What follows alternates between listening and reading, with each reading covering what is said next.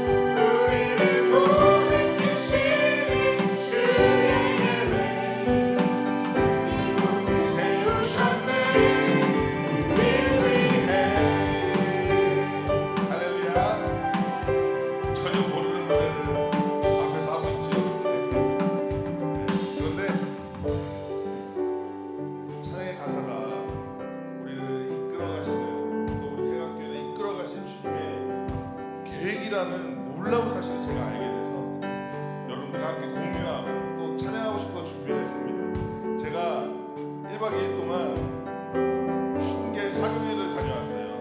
말씀 듣고 기도하고 말씀 듣고 기도하는 곳에 다녀왔는데 거기서 찬양 인도하는 동기들과 친구들과 모여서 제가 1등을 한 게 2개가 있습니다.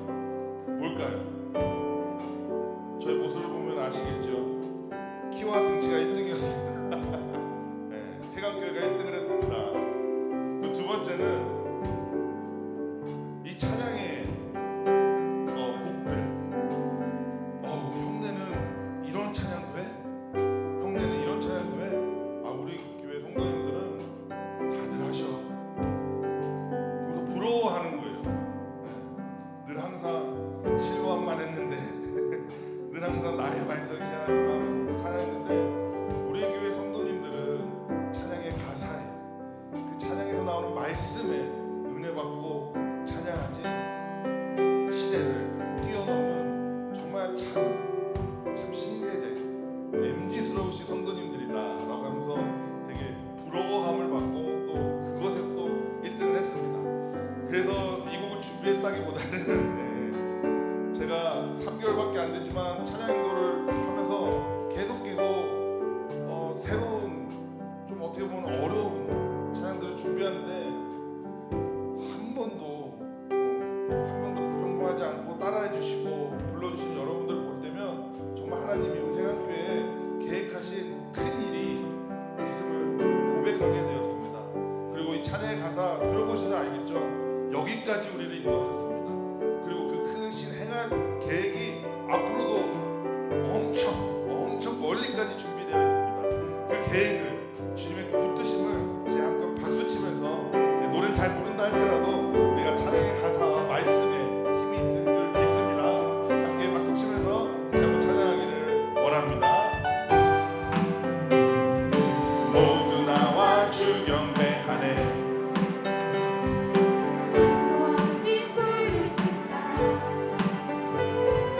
우리의 힘과 계획을 내려놓고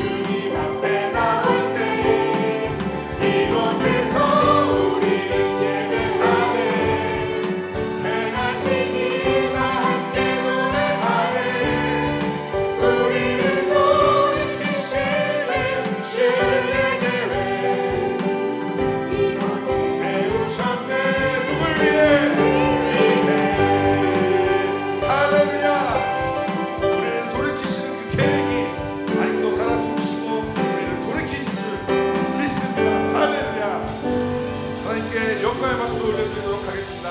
아멘. 할렐루야. 아멘.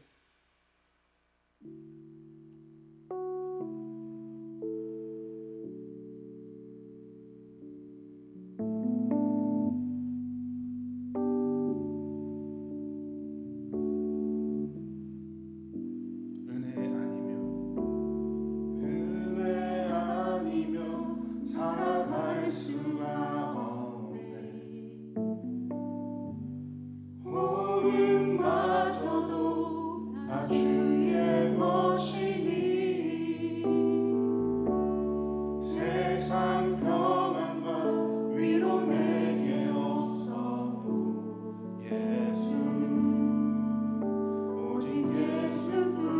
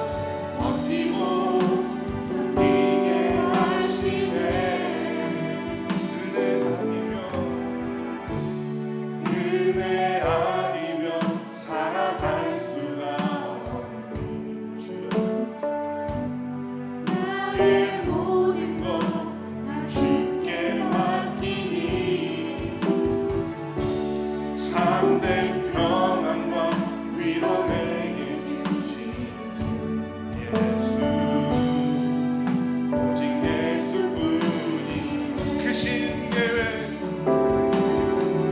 크신 계획 다 볼 수도 없고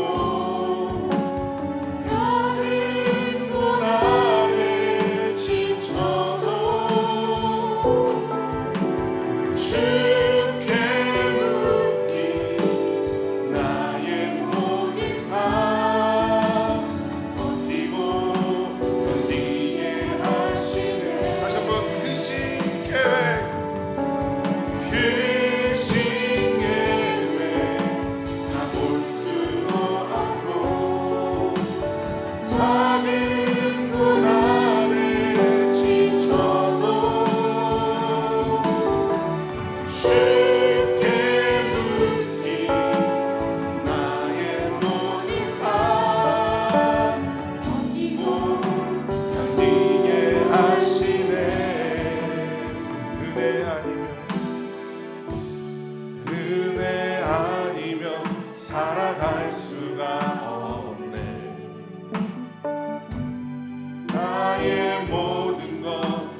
주께 맡기니 참된 평안과 위로 내게 주신 예수 오직 예수뿐이네. 내가 믿고 또 의지하는 내 모든 걱정하시는 주 아멘. 보호해주실 것을 나는 확실히 아네.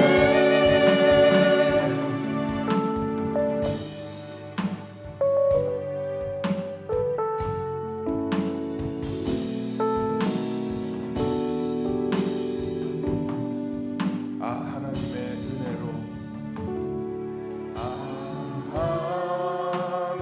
하나님의 은혜로 있을 데 없는 자 왜 구속하여 주는지 나갈 수 없고 왜 내게 굳센 믿음과 왜 내게 굳센 믿음과 또 복을 주셔서 내 맘이 항상 편한지 난 알 수 없고 내가 믿습니다 주님. 내가 믿고 또 의지하는 내 모든 걱정하시는 주님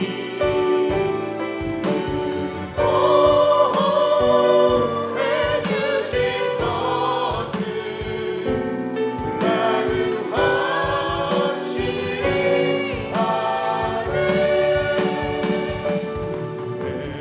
내게 성령 주셔서 내 마음 감동해 주 예수 믿게 하는지 난 알 수 없고 주 언제 강림하실지 주 언제 강림하실지 복합의 온낮에 또 주님 만나 그것도 난 알 수 없고 내가 믿고 믿고 또 의지하는 내 모든 걱정하시는 주님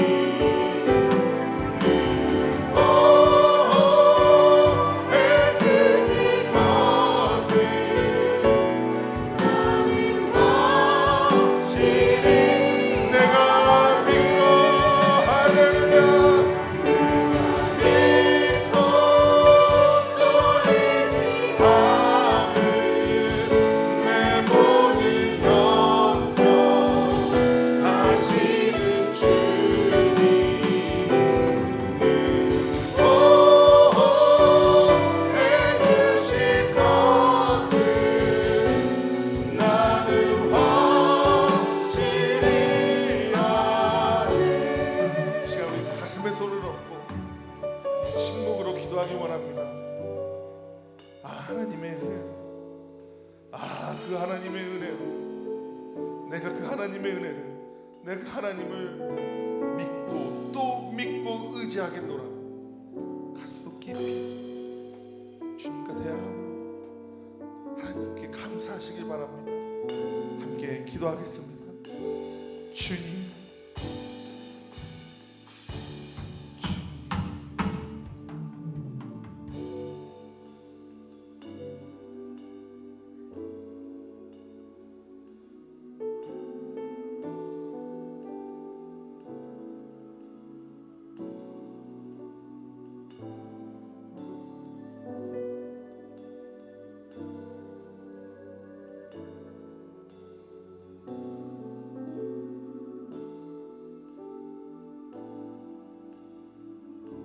주 나의 모습 보네.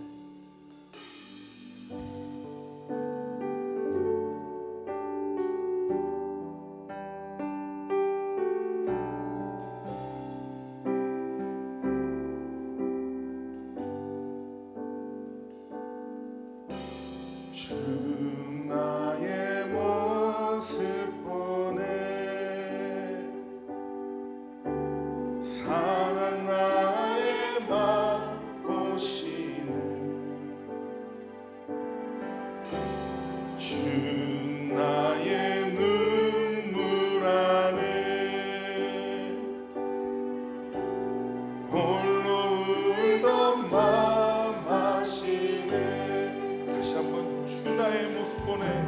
주 나의 모습 보네 상한 나의 맘 보시네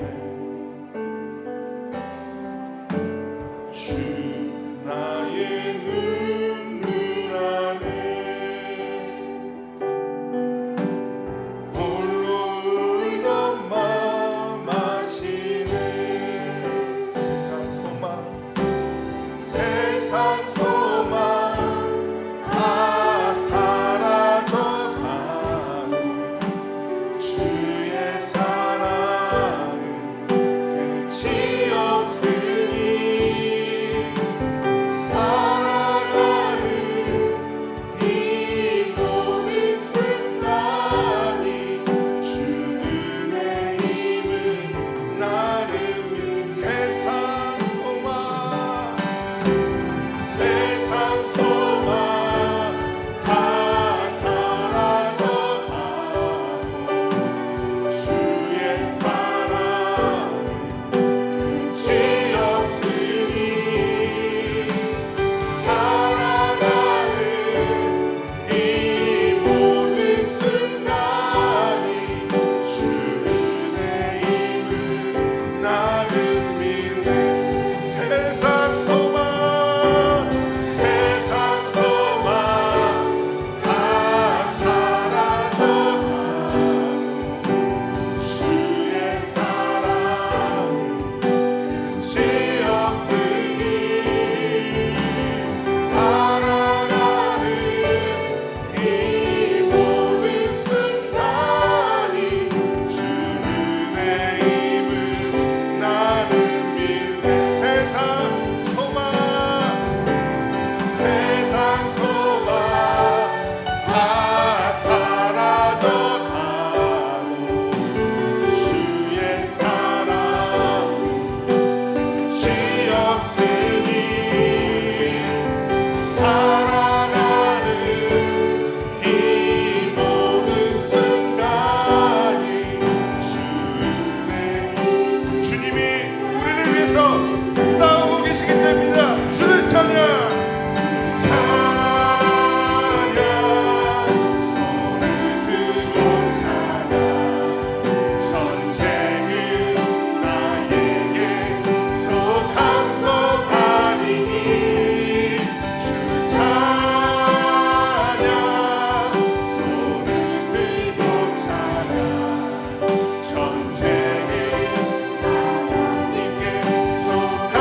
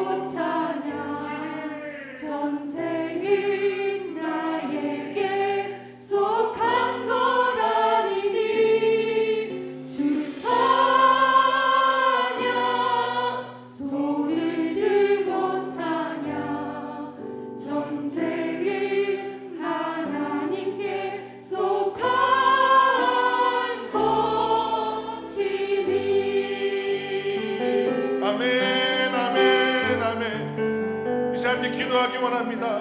주님이 나를 위해 싸우고 계시기 때문에 우리가 이 은혜를 찬양할 수 있는 것입니다. 주님이 나를 위해 싸우고 계시기 때문에, 나를 위해 방패서 주시고 계시기 때문에 우리가 살아가는 것이 은혜인 줄 믿습니다. 주님께 감사함으로, 주님께서 나를 위해 싸우심으로 내가 주님께 기도하며 나가도록 하겠습니다. 주여, 주여, 나를 위해 싸우시는 주님이 나에게 은혜와 사랑으로 넘치게 하시기를 내가 믿음으로 나아갑니다. 주여.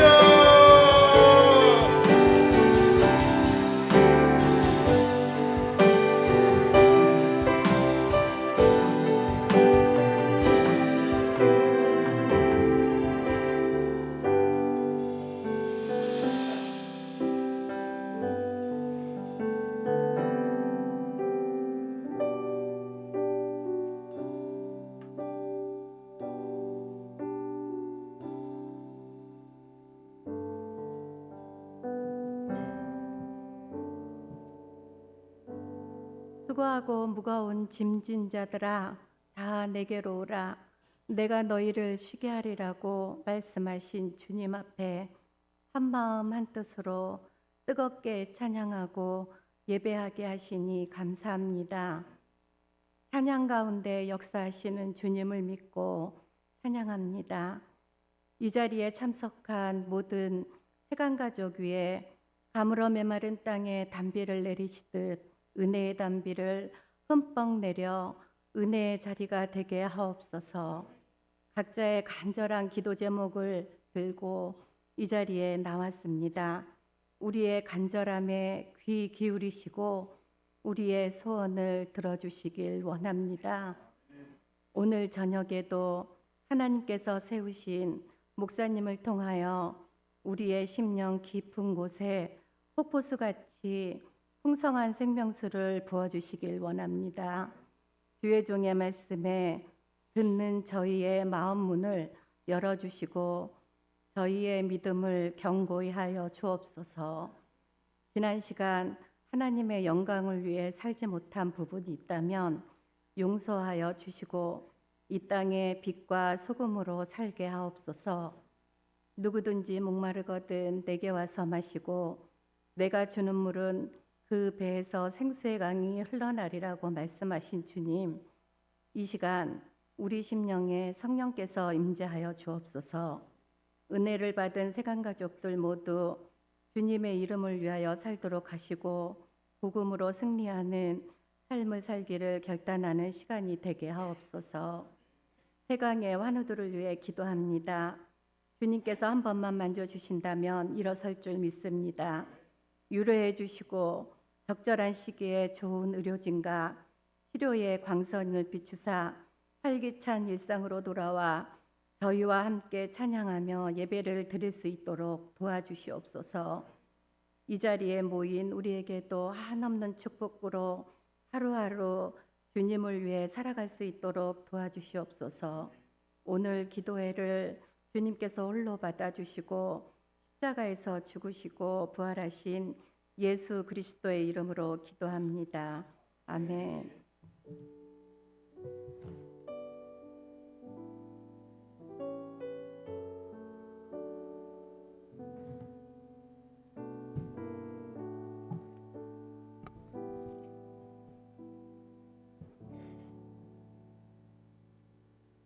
아멘. 또 한 주일 동안 잘 지내셨습니까?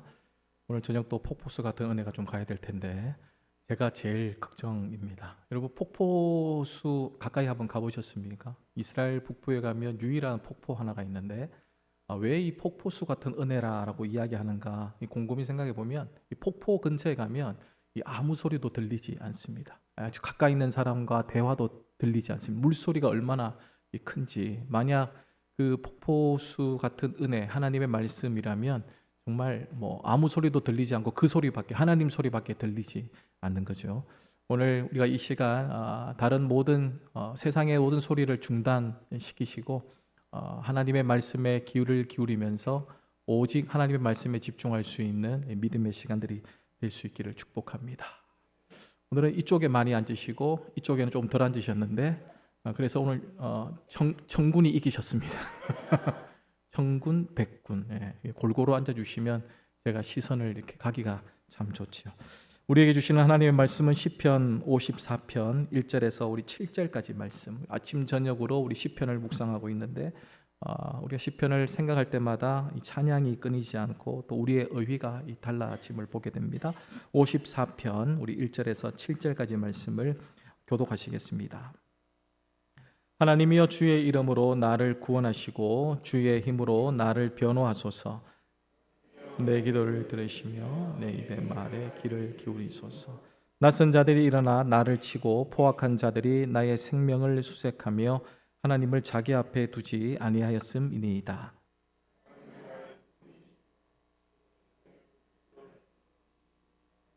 주께서는 내 원수에게 악으로 갚으시리니 주의 성실하심으로 그들을 멸하소서.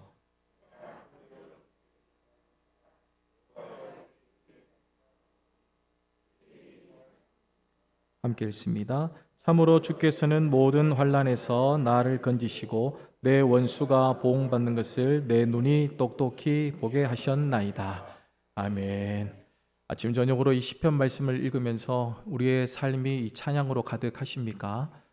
또 우리의 의휘가 이 찬양의 곡조처럼 좀 감성 있는 시적인 의휘로 바뀌어지고 계십니까? 안 바뀌더라도 할 수 없고 우리가 아무튼 이 시편을 읽으면서 우리의 마음이 조금 넉넉해지고 또 하나님을 바라볼 수 있는 마음들이 생기기를 소망합니다. 우리 전체 시편이 몇 편인가요? 150편 정도 됩니다. 그러면 이 150편 시편 중에서 다윗이 쓴 시가 과연 몇 편이나 되겠습니까?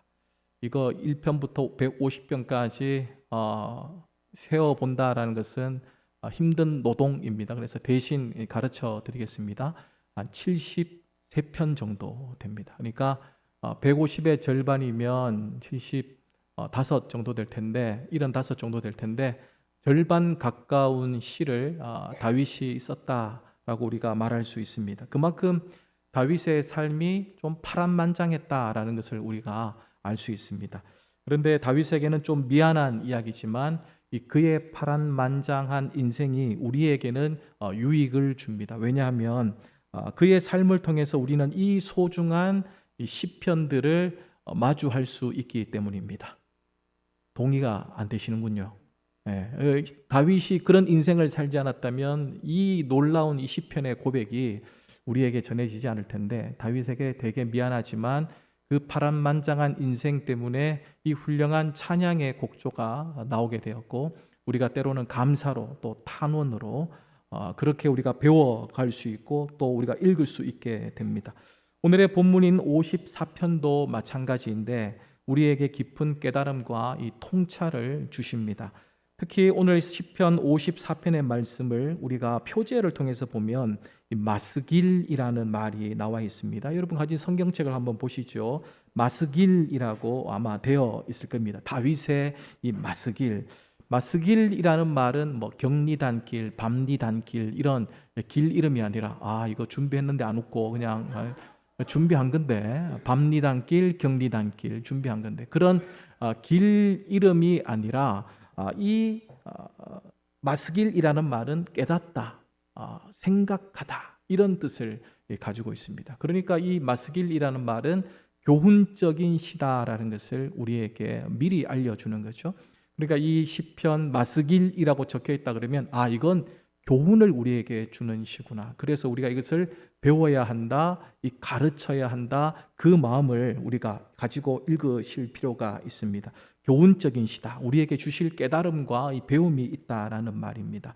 그렇다면 54편의 내용을 통해서 우리가 깨달을 수 있는 것, 이 배울 수 있는 것이 무엇일까요? 또 이 가르치고 우리가 느껴야 할 것들이 무엇일까요? 54편 말씀 한마디로 요약한다면 구원이라고 말할 수 있습니다. 이 54편이 우리에게 가르쳐 주는 것은 구원이라고 할 수 있습니다. 다윗이 사울의 왕의 칼날을 피해서 이스라엘 땅 곳곳을 정처 없이 도피하던 시절에 지은 시, 그 시가 한 8편 정도 됩니다. 7편, 34편, 52편, 54편, 56편, 57편, 59편, 142편. 요 8편. 뭘 또 박수까지 치고. 이거 외운다고 오늘 애먹었구만. 한 8편 정도 되는데 그 중에서 54편 우리가 함께 보았으니까 이 시도 당연히 사울의 칼날을 피해서 다윗이 이 도피하던 중에 하나님 앞에 이 찬양으로 올려드리는 시입니다. 그 중에 이 하나이라는 거죠. 당시 다윗은 유대 광야를 전전할 당시입니다. 10이라는 이 마을, 10이라는 마을이 있었는데 그 마을에 숨어 있을 때에 다윗이 숨어 있는 모습을 보고 10 마을 사람들이 욕이 아닙니다. 10 마을 사람들이 사울에게 밀고하는 사건이 있었습니다. 그 이야기가 사무엘상 23장에 나오는 이야기인데 다윗이 사울의 칼을 피해서 10이라는 마을의 수풀에 숨어 있었습니다. 그런데 이 10이라는 마을의 위치가 초지이기도 하고 이 광야이기도 한 좀 애매모호한, 이 광야라는 곳은 사람이 가기가 힘든 곳이고 또 그렇다고 해서 이 초지라는 곳은 사람이 갈 만한 곳인데 이 경계에 있었기 때문에 그래도 초지, 완전한 초지보다는 인적이 드문 곳, 그러니까 피하기가 참 좋은 요새와 같은 곳에 이 다윗이 숨어 있었습니다.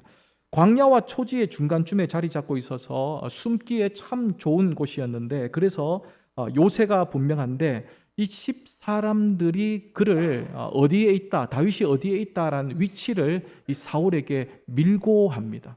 그런데 이 수풀이라는 장소 특성상 정확한 위치를 가르쳐 준다는 것이 쉽지 않지 않습니까? 그런데 어떻게 이 10 사람들은 다윗의 정확한 위치를 사울에게 밀고 할 수 있었을까요? 오늘 시편 배경이 되는 사무엘상 23장 19절은 이렇게 기록합니다. 우리 함께 읽어보십시다. 그때에 기브아에 이르러 사울에게 나와 이르되 다윗이 우리와 함께 광야 남쪽 하길라산 수풀 요새에 숨지 아니하였나이까. 우리와 함께 있었다라고 이야기하죠. 우리와 함께 있었다라는 말은 정확한 위치를 알고 있다라는 말입니다. 또 이 말의 의미가 어떤 의미가 있습니까? 함께 있을 때와 다르게 다윗을 배반했다라는 말이 되죠.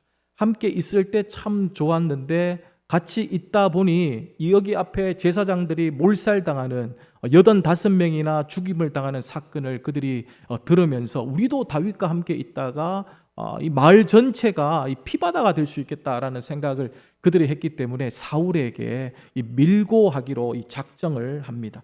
광야와 수풀은 요새임이 분명하지만 적에게 위치가 발각되게 되면 노출되면 피할 수 없는 공간이기도 합니다. 왜냐하면 수풀은 적도 나를 제대로 찾을 수 없는 요새와 같은 곳이지만 또 내 입장, 숨어있는 입장에서는 적이 어디서 어떻게 들어올지 모르는 그런 보이지 않는 어려움이 있죠. 우리가 간혹 이 공포 영화나 이 스릴러 영화를 볼 때에 수풀에 이렇게 싹 숨어 있을 때에 우리도 그 장면을 보면서 같이 긴장하지 않습니까? 이 어디서 도대체 나오는 거야? 근데 갑자기 엉 하면서 이 나와가지고 이 해치는 장면들을 우리가 이 간혹 봅니다. 그래서 수풀에 있다라는 것은 요새임이 분명하지만 위치가 발각됐다라는 것은 적이 나에게 언제 올지 어느 곳에서 올지 모르는 이 어려움이 있습니다. 그렇다면 다윗은 아무것도 할 수 없는 위기의 순간이 분명하고 이 위기의 순간에 어떻게 이겨내야 할 것인가? 내 위치가 이미 발각되었고 적이 언제 어느 곳에서 들이닥칠 수 밖에 없기 때문에 내가 여기서 어떻게 해야 될 것인가? 그야말로 사면초가 가만히 있자니 죽음을 맞이할 수밖에 없고 할 수 있는 일들은 없고 이 어려운 처지에 있는 이 다윗의 모습을 우리가 보게 됩니다. 그때 다윗이 꼼짝 달싹할 수 없는 그 숲을 속에서 그가 살아날 수 있는 방법, 그가 선택한 방법이 무엇일까요? 오늘 우리 그 두 가지를 좀 배우려고 합니다. 첫 번째는 기도입니다. 너무 뻔한 것 같지만 다윗은 그 숲풀 사이에서 기도했습니다. 우리 함께 54편 1절과 2절 말씀을 읽어보십시다.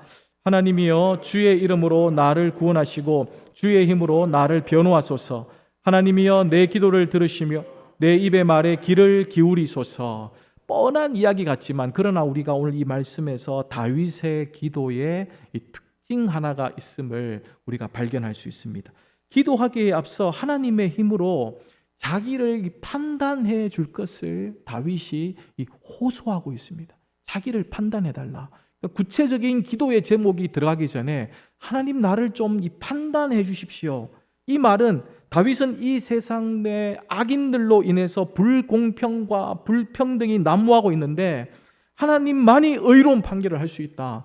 나조차도 내가 악인인지 의인인지 잘 모르겠다. 그러니까 하나님 나를 좀 판단해 주십시오. 오늘 본문에 주의 힘으로 나를 변호하소서 이 말이 주님 나를 판단해 주십시오. 나도 모르겠습니다. 내가 의인인지 내가 악인인지 잘 모르겠습니다. 그 판결, 주님이 판결하는 그 판결 가운데 자기 자신도 끼워 넣고 있는 겁니다. 나도 그 판결에 예외일 수가 없다. 그러니까 그 판결에 의해서 내가 만약 악인이라면 나는 여기서 죽어 마땅합니다. 그 누구도 원망하지 않겠습니다. 그 고백이 이 시편에 담겨 있는 겁니다. 다시 말해서 내가 불의하다면 저는 이 자리에서 목숨을 잃는다 하더라도 하나님을 원망하지 않겠습니다. 이 고백이 다윗의 기도에서 드러나고 있습니다. 이 기도하는 다윗의 모습이 참 멋지지 않습니까? 여러분 그렇게 기도하십니까? 하나님 내가 내 소원을 아뢰고 내가 간구하기 이전에 내가 선한 사람인지 내가 악한 사람인지 내가 의인인지 악인인지 나도 잘 모르겠습니다. 내가 만약 악인의 모습으로 악한 사람으로 살아가고 있다면 나의 간구와 호소에 상관없이 하나님 내 기도 듣지 마시고 나에게 차라리 징계해 주십시오. 그런 기도를 시작하십니까? 이 멋진 기도이지 않습니까? 나를 돌아보면서 이 성찰한다는 것 쉽지 않습니다. 무작정 간구하고 호소하고 부르짖기보다 자신의 형편을 먼저 헤아려 보면서 내가 구원을 받을 만한 존재인지 나의 기도가 하나님 앞에 상달될 만한 기도인지 자신을 먼저 성찰해 보는 것은 매우 중요한 일입니다. 그런데 우리는 이와 같이 기도하지 않습니다. 이 방법을 몰라서가 아니라 우리가 기도하지 않는 이유, 이렇게 다윗처럼 기도하지 않는 이유는 물론 우리가 이 다윗과 같은 삶을 살지 못했기 때문이고 우리의 삶을 공의의 하나님께서 판단하실 때에 우리의 삶을 전적으로 이 하나님 앞에 맡길 때에 우리의 기도를 듣지 않을 것 같은 하나님을, 그 공의의 하나님을 우리가 만나기 때문입니다. 내가 별로 의롭지도 않은데 이런 기도를 드릴 때에 그냥 이런 다윗처럼 기도 앞에 이런 말을 덧붙일 때에 이 하나님이 내 기도를 더 듣지 못하게 내 스스로 만드는 것 아닌가?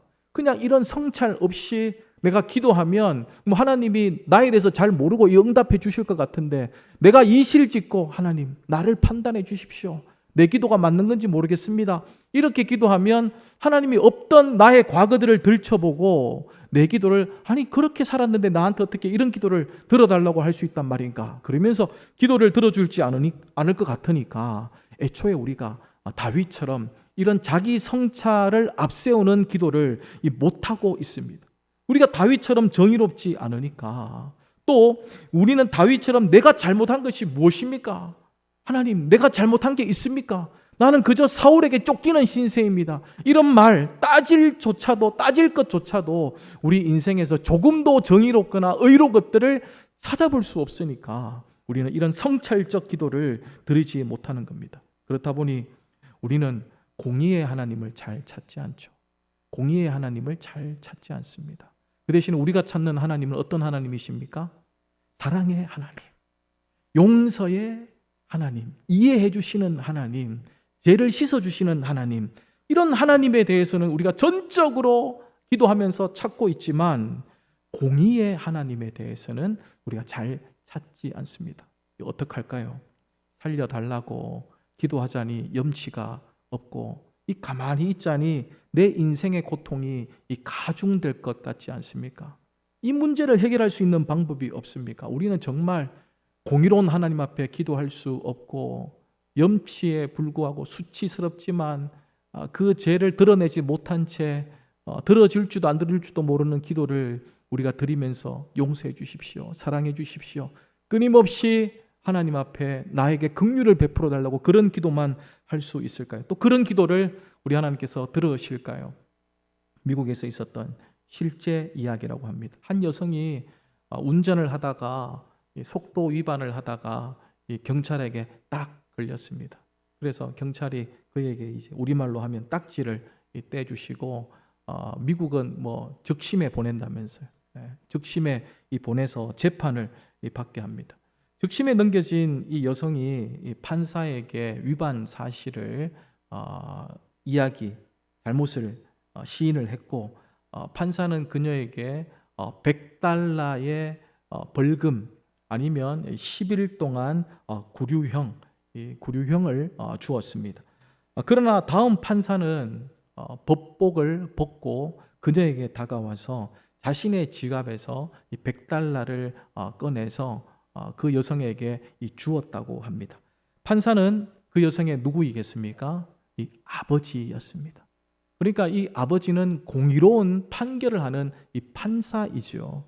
그런데 자기의 딸이라고 해서 이 무작정 용서할 수 있는 문제는 아닙니다. 가장 공의로워야 할 이 판사가 정의롭게 공의롭게 판결을 내리는 것은 당연합니다.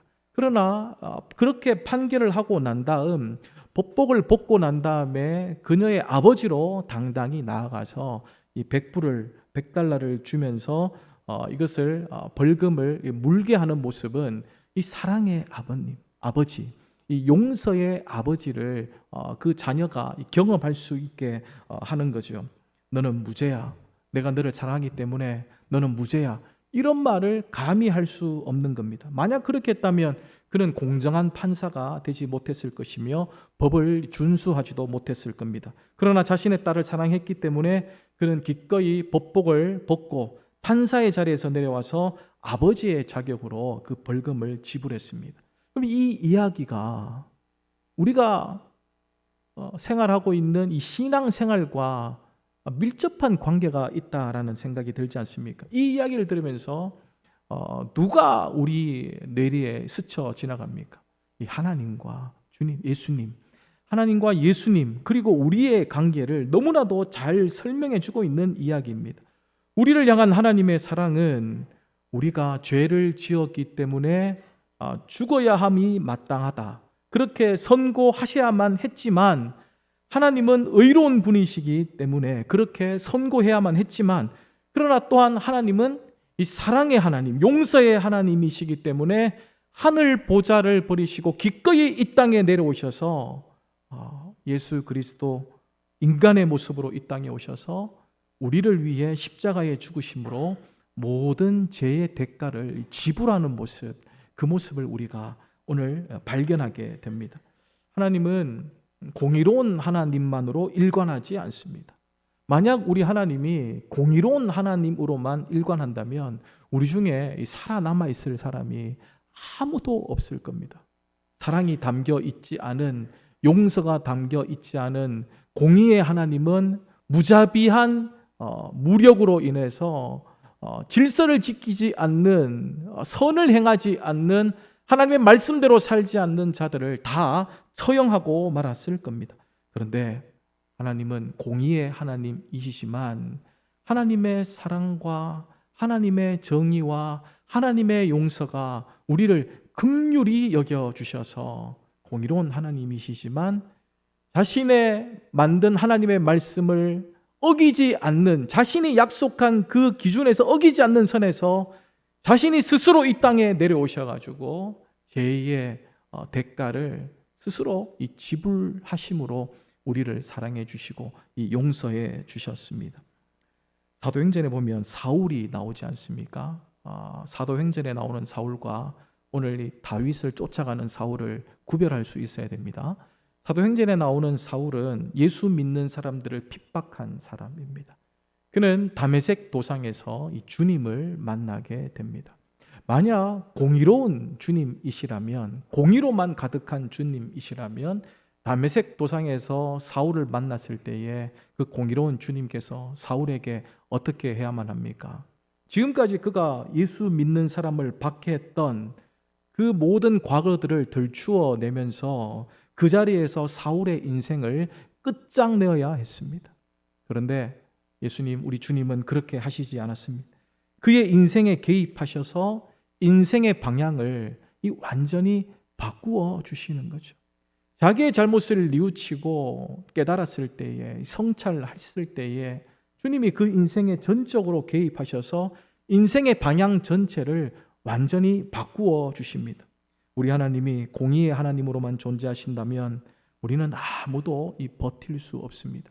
그러나 공의의 하나님 앞에 우리의 잘못을 시인하고 자신을 주님 앞에 맡기는 삶을 살며 그 기도를 드릴 때에 공의의 하나님 이면에 감춰져 있는 이 사랑의 하나님, 이 용서의 하나님이 우리를 긍휼히 여겨주시고 우리가 숲풀 가운데 위험에 처해 있을 때에 구원의 밧줄을 내려주실 줄 믿습니다.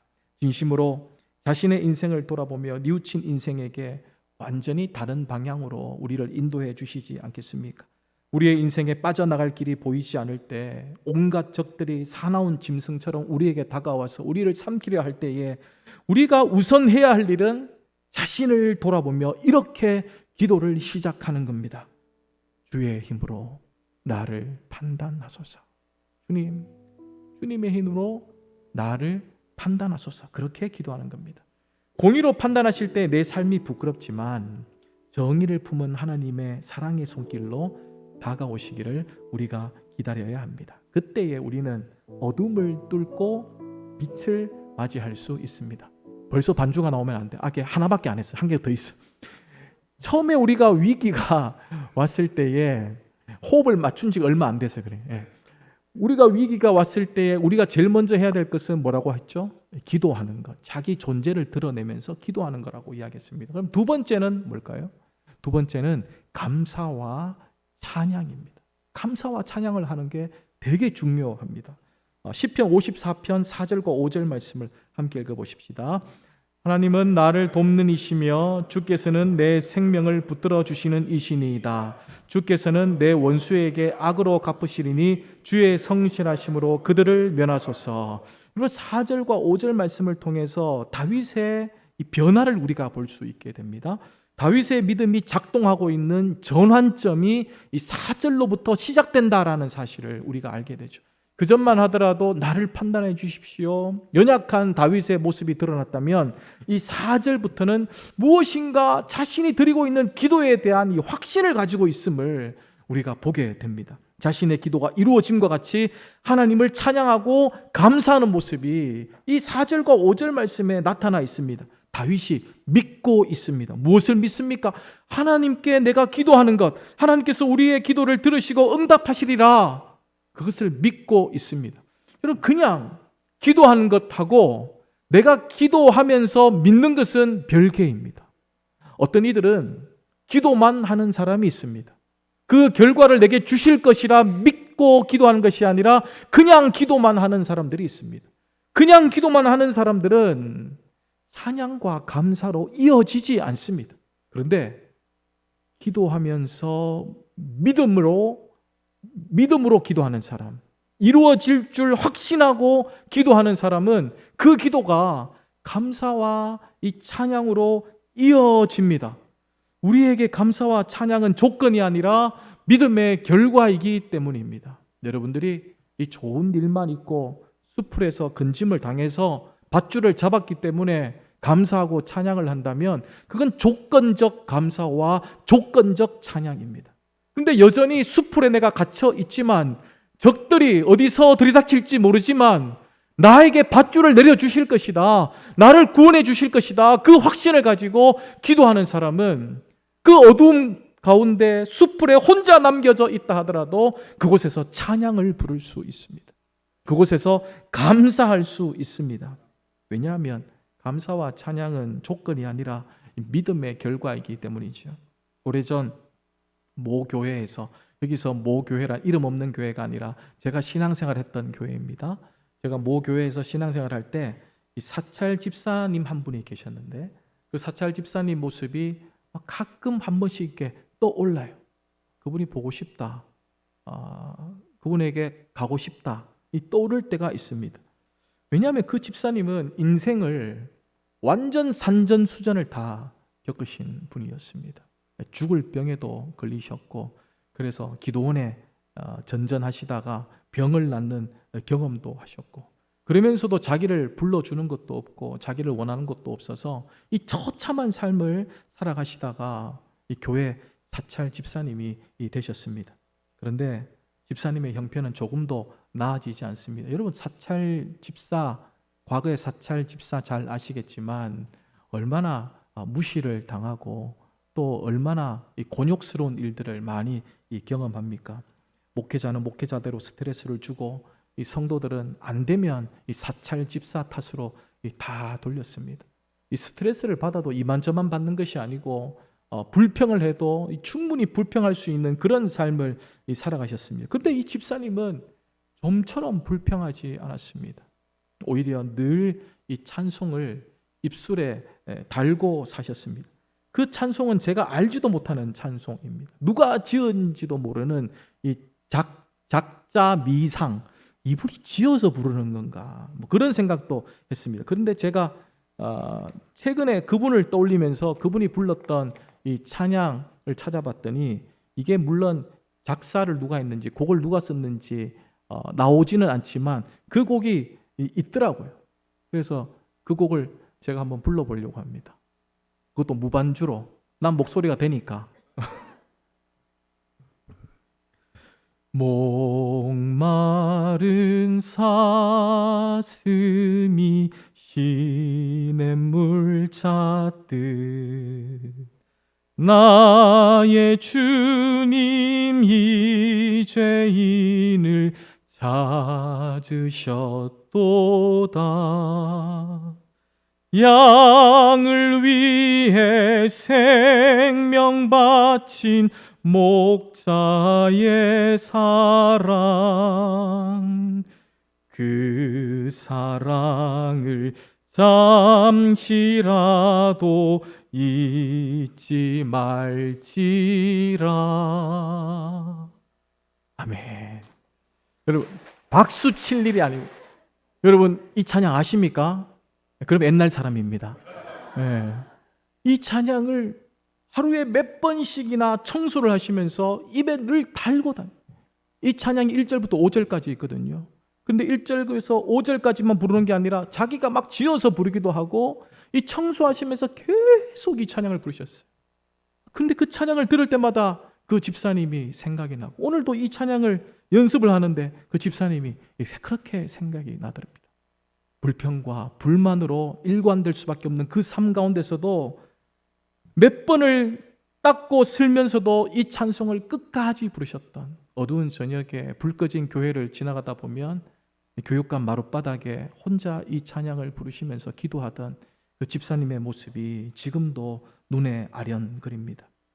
형편이 조금도 나아진 것도 없는데 그 인생에 무엇이 나아졌다고 여전히 자신을 업신여기고 자기에게 스트레스를 주고 이 평안한 삶이라고는 조금이라도 없는데 여전히 왜 그 찬양을 부를 수 있을까요?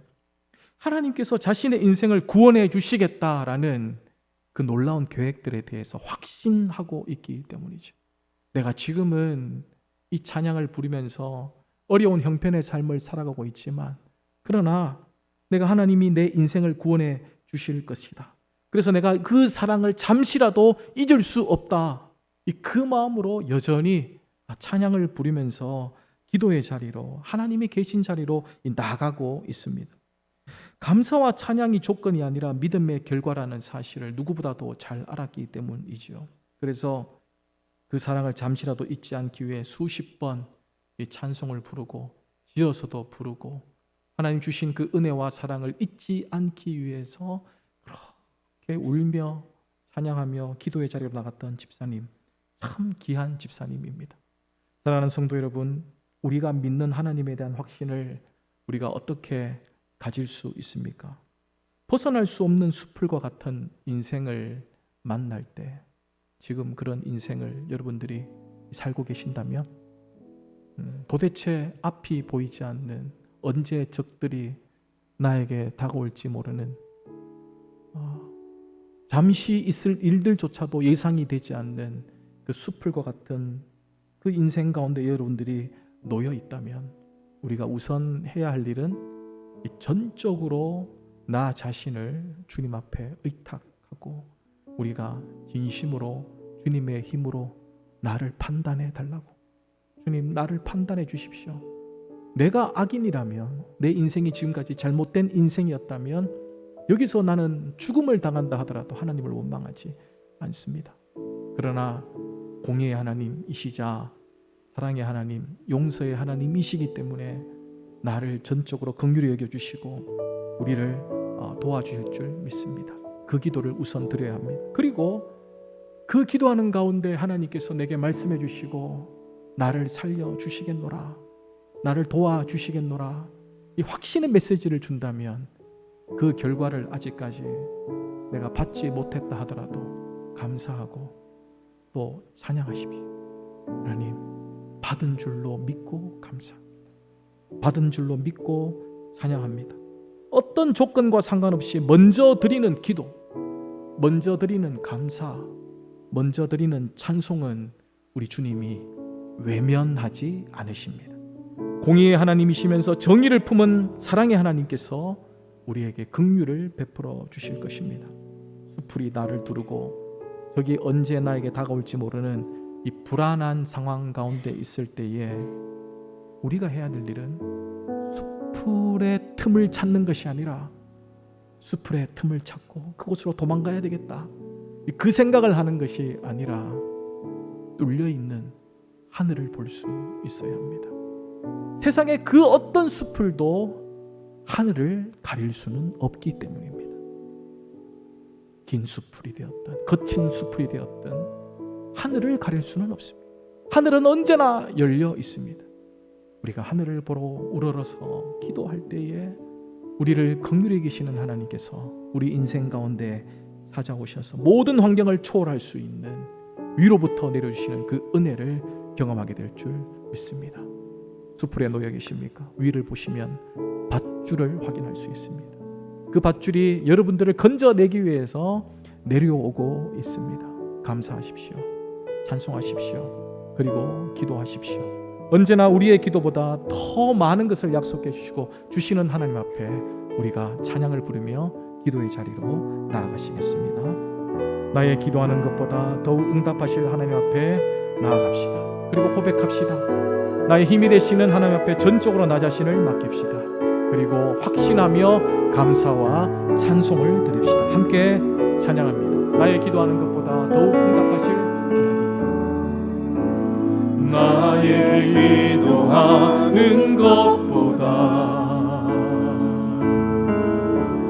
더욱 응답하실 하나님, 나의 생각하는 것보다 더욱 이루시는 하나님, 더욱 이루시는 하나님, 우리 가운데 역사하신 능력대로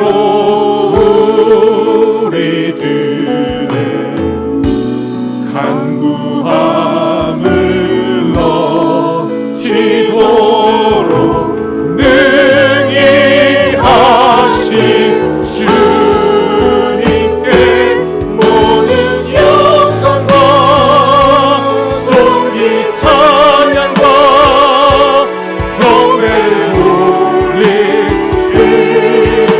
올리시려다.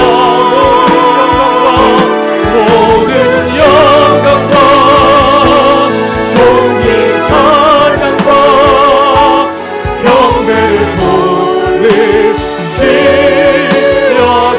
다시 한번 나의 기도하는 것보다 응답하신 하나님, 나의 기도하는 것보다 더욱 응답하실 하나님, 더욱 응답하실 하나님, 나의 생각하는 것보다 나의 생각하는 것보다 더욱 이루실 하나님 앞에 더욱 이루시는 하나님, 하나님을 찬양합니다. 우리 가운데 역사하신 능력대로 우리들의 간구함이 넘치도록 능히 하신 주님께 모든 영광과颂이 찬양과 경배를 올릴지어다. 모든 영광과颂이 찬양과 경배를 올릴지.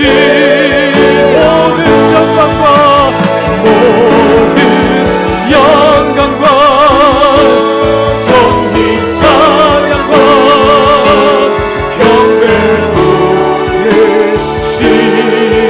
올릴지어다. 아멘. 모든 영광과颂이 찬양과 경배를 올릴지. 모든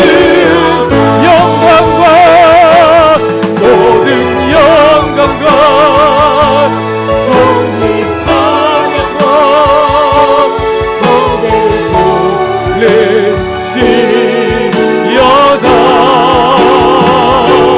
모든 영광과颂이 찬양과 경배를 올릴지. 주님을 찬양하오니 주님을 찬양하오. 주님을 경배하오니 주님을 경배하오. 왕이신 예수여 왕이신 예수여 오셔서 자정하사 다스리. 주님을 찬양합니다.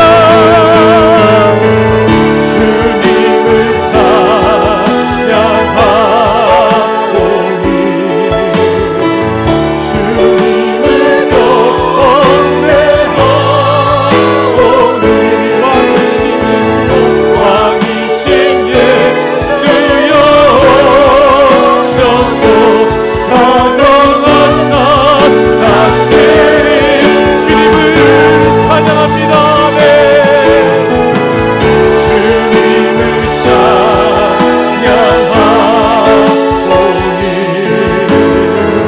주님을